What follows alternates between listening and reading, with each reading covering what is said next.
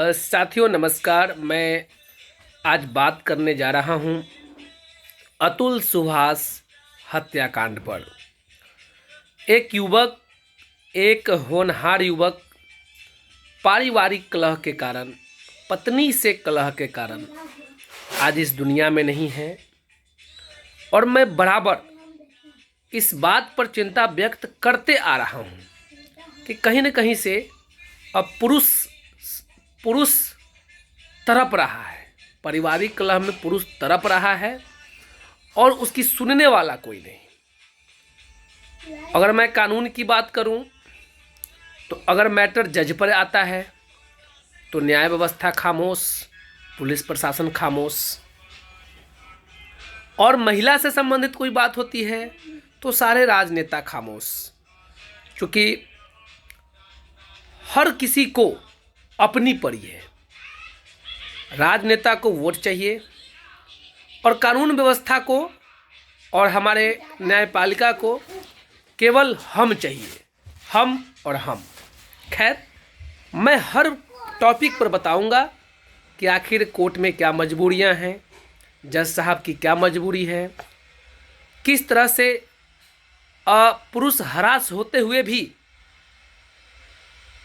कहीं न कहीं से तड़प रहे हैं, उनको पुरुष को न्याय नहीं मिल रहा, किस तरह से महिलाओं को जो अधिकार मिले हैं उसका वह दुरुपयोग कर रही है, शोषण कर रही है, और किस तरह से पुरुष भी अब महिलाओं पर अत्याचार कर रहे हैं, जिस कारण वे कहीं न कहीं से उपेक्षा के शिकार हो रहे हैं। मैं कुछ भी बोलूं इससे पहले मेरी पूर्ण संवेदनाएं अतुल सुभाष के माता पिता के साथ है। मैं सच्चे हृदय से अतुल सुभाष के मृत आत्मा की शांति के लिए मैं ईश्वर से कामना करता हूं कि ईश्वर उनके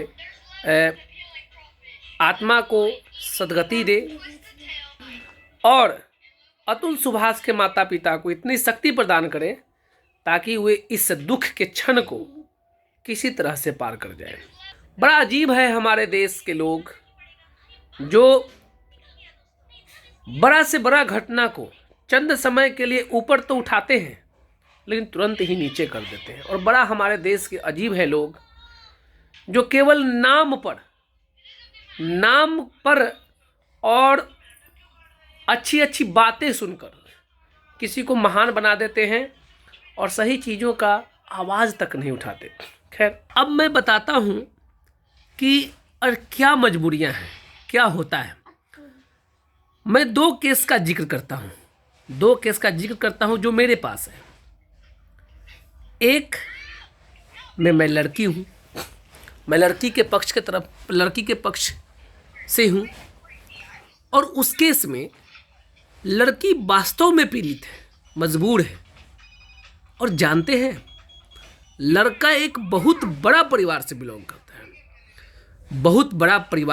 करता है, काफ़ी धन।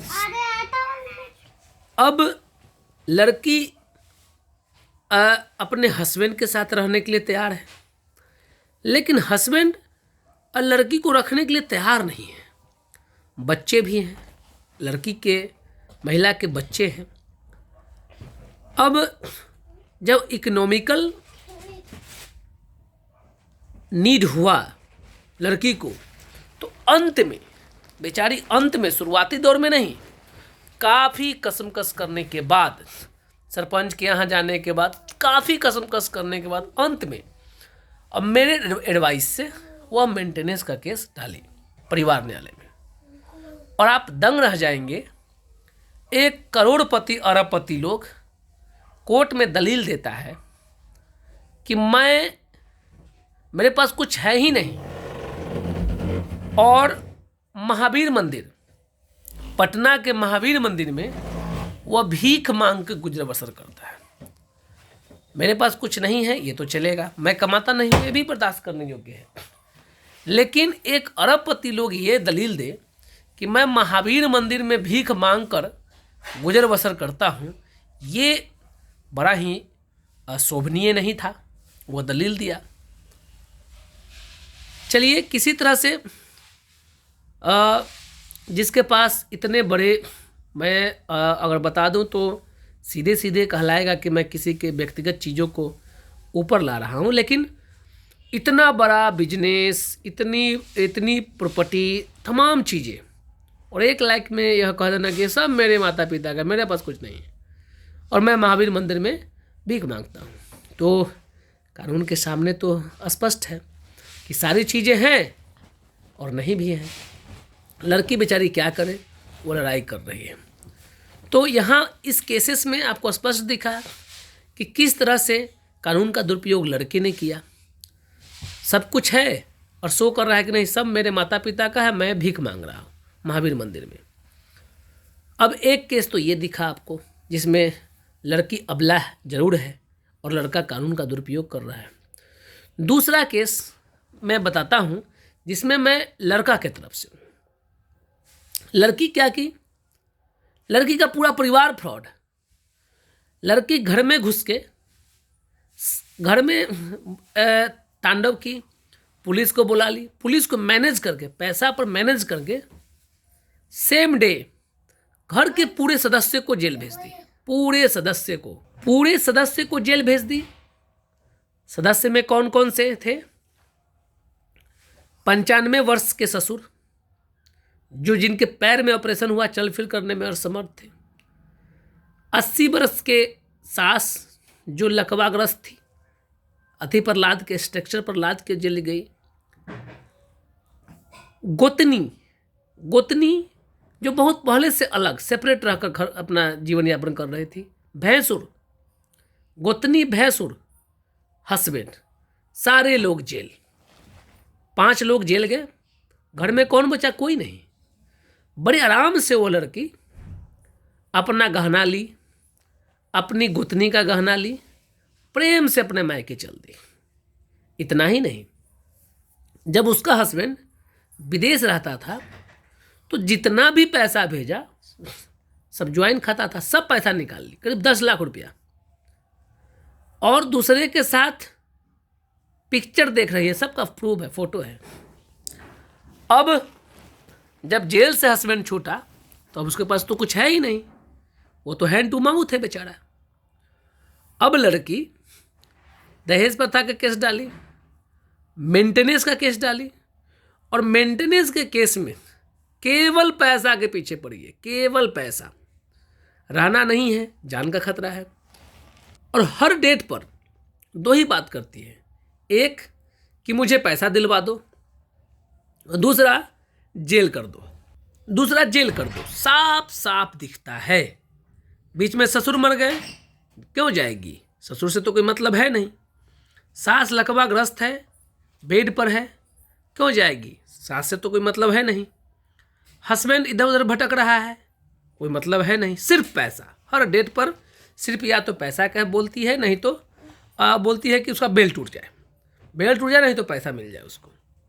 2 केस है आपके सामने। अब कोर्ट के सामने अब आइए पुलिस पर। पुलिस को मैं कुछ नहीं कहूँगा जनाब, वो परफेक्ट बिकाऊ है। पुलिस एकदम से बिकाऊ है। 99% पुलिस बिकाऊ है। 1% अगर कोई भले मानस हैं तो है 1% है। मैं उनको भी जानता हूं जो 1% भले मानस है, जो 99% में मिलकर करप्ट हो गए। पुलिस एकदम से बिकाऊ है, वो किसी का कुछ नहीं सुनती है।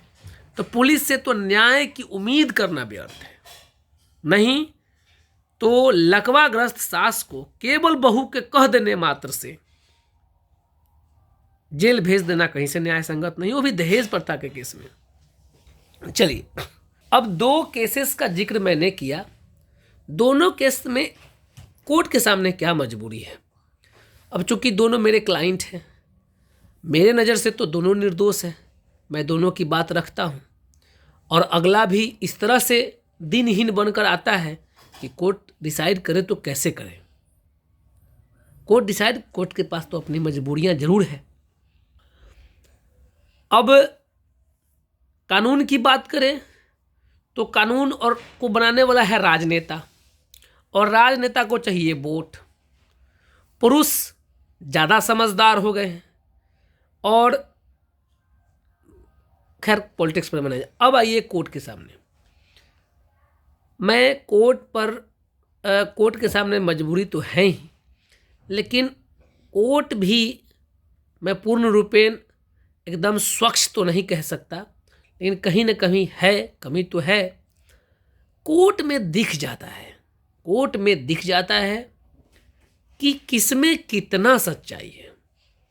लेकिन मैक्सिमम हमारे न्यायाधीश महोदय या तो केवल कुर्सी देखते हैं और नहीं तो महिलाओं में अपनी बेटी बहू देख लेते हैं, जिस कारण कहीं ना कहीं से पुरुष उपेक्षा का शिकार बन जाते हैं। ये सत्य है और ये खत्म नहीं होगा, क्योंकि न्यायाधीश महोदय भी तो इंसान ही हैं। अगर इंसान हैं तो जो इंसान का नेचुरल स्वभाव है उससे वो वंचित कैसे हो सकते हैं। महिलाएं भी हैं तो वे भी तो महिला हैं, तो महिलाओं का जो नेचुरल स्वभाव है वो कैसे हट सकता है। ये हम लोगों को झेलना पड़ेगा। क्यों? क्योंकि न्यायाधीश महोदय में से मैक्सिमम ये सोच लिए हैं कि हमको नौकरी करना है और किसी तरह से नौकरी बचाना है। ऐसा कहते भी हैं। ओपन कोर्ट में भी कभी कभी हमको सुनने के लिए मिलता है कि हम लोग भी नौकरी करते हैं, हमको नौकरी बचाना होता है। अब justice is hard as a rock. अब मैं न्यायपालिका पर बहुत नहीं बोलूँगा क्योंकि डर तो मुझे भी है ना। लेकिन अब मैं अपने पुरुष समुदाय को कहता हूँ, और बार बार दाम्पत्य जीवन पर मैं कई एक वीडियो बना चुका हूँ। ये दाम्पत्य जीवन का जो कलह है ना, वो अश्वत्थामा के घाव की तरह है। अश्वत्थामा के घाव की तरह है, जो रिश्ता रहेगा दुखता रहेगा, लेकिन समाप्त नहीं होगा। आपके सुसाइड कर लेने से या जीवन अपना समाप्त कर लेने से केवल और केवल आपके माता पिता को आप अनंत पीड़ा देकर जा रहे हैं। माता पिता भाई बहन अपने सगे संबंधी को अनंत पीड़ा देकर जा रहे हैं, और जिसके लिए सुसाइड कर रहे हैं उसको अपार खुशियां देकर जा रहे हैं। तो आप जिसको आप दुश्मन कहते हैं, जिसके लिए आप जीवन को खत्म करने के लिए तैयार हो गए हैं, उसको खुशियां कैसे दे सकते हैं? आप उसको खुश कैसे कर सकते हैं? आपके जाने के बाद क्या होगा? सब समाज को, सोसाइटी को, देश को केवल और केवल चंद समय के लिए दुख होगा। अनंत पीड़ा तो आपके माता पिता को भोगना है, और वो मरने तक उस पीड़ा से वो उभर नहीं पाएंगे। आप जॉली मूड में रहिए। क्यों इतना परेशान हो जाते हैं? जिस तरह से आपके सामने वाला कानून का दुरुपयोग करके आपको ठगने का काम करते हैं, आपको हरास करने का काम करते हैं, और आप हरास हो जाते हैं। आप हरास हैं ये दिखने लगते हैं। आप दिखा देते हैं कि हम हरास हो रहे हैं, हम परेशान हो रहे हैं, हम कष्ट में हैं। सामने वाला धीरे धीरे आप पर हावी होते चला जाता है। सोचिए, जब आप बच्चे जन्म लिए होंगे, सबसे ज़्यादा दुख किसको हुआ होगा? आपके माता पिता को। माफ़ कीजिएगा, जब आप जन्म लिए होंगे तो सबसे ज़्यादा खुशी आपकी माता पिता को हुई होगी। और जब आप इस तरह से दुनिया से चले जाते हैं ना, तो सबसे ज़्यादा दुख आपके माता पिता को ही होता है। जब तक माता पिता हैं, आपकी पूरी जिम्मेवारी आपके माता पिता के प्रति होना चाहिए, पूरी निष्ठा होना चाहिए। और जितने भी लोग पत्नी के सताए हुए हैं, पत्नी से पीड़ित हैं, सभी मेरा मोबाइल नंबर नोट करें, 9471691192। और मैं 100% तो नहीं कह सकता, लेकिन यदि आप मेरी बात सुनते हैं तो मैं आपको आपके पत्नी से पत्नी से प्राप्त कलह को खत्म करने में सहयोग कर सकता हूं। इतना ही नहीं, पत्नी से जो युद्ध होता है उसमें आप जो फ्रस्ट्रेट हो जाते हैं, उसका एक और कारण है जो कोर्ट के पास नहीं है, कोर्ट के कारण नहीं होता है, थाना के कारण नहीं होता है, तारीख के कारण नहीं होता है, वो आपके खुद के कारण होता है। कैसे? आप राय बहुत लेते हैं, आप बहुत लोगों से सलाह लेने लगते हैं, आप ऐसे ऐसे लोगों से सलाह लेने लगते हैं जिसके पास कोई जानकारी होता ही नहीं है।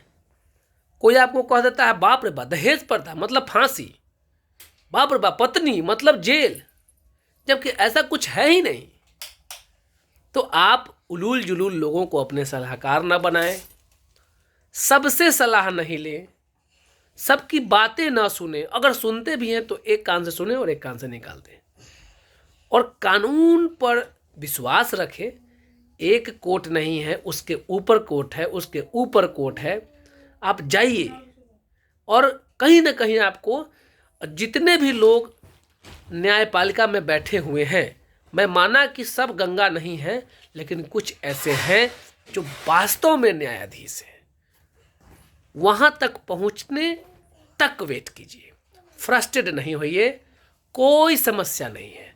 यदि आप सही हैं, निर्दोष हैं, निश्चल हैं, तो आपको कोई समस्या नहीं होगा। कभी भी दृढ़ संकल्प करें, दृढ़ संकल्पित हो जाए कि कभी भी जीवन लीला को समाप्त करने के बारे में आप नहीं सोचेंगे, चाहे कितना भी बड़ा मुसीबत क्यों न हो जाए। मुसीबत में इतना दम कहाँ जो आपको आपके जीवन को समाप्त करने के लिए मजबूर कर दे। जीवन है तो मुसीबत है, जीवन है तो मुसीबतों से युद्ध है। आप उस युद्ध से कभी नहीं हारे। जिंदगी और युद्ध दोनों लड़ने का चीज होता है, अंतिम अंतिम तक डट कर मुकाबला करने का चीज होता है। सोचिए आप अपने बूढ़े माता पिता को क्या देकर जा रहे हैं। आप अपने बूढ़े माता पिता जो आपसे उम्मीद लगाए बैठे हैं कि आप उनके बुढ़ापे की लाठी हैं, उनको क्या देकर जा रहे हैं। इस तरह से अगर आप सुसाइड करने लगेंगे तो आप तो अपने माता पिता को माता पिता के अंतिम समय में शांति देने के बजाय उनके लाठी, बुढ़ापे की लाठी को छीन कर ले जा रहे हैं और उनको किस हाल में छोड़कर जा रहे हैं। कभी भी नहीं, कभी भी नहीं। पारिवारिक कलह से आप डटकर मुकाबला करें, कुछ नहीं होता है, कुछ नहीं होगा, कुछ नहीं होगा। धन्यवाद। मैं फिर से समस्तीपुर के लाल के आत्मा की शांति के लिए ईश्वर से प्रार्थना करता हूँ और ईश्वर से यह कामना करता हूँ कि उनके परिवार, उनके माता पिता को इस दुख के क्षण में, इस दुख के घड़ी को दूर करने में उनको शक्ति प्रदान करें, ताकि वे संभव तो नहीं है अपने पुत्र के गम को भुला सके। धन्यवाद।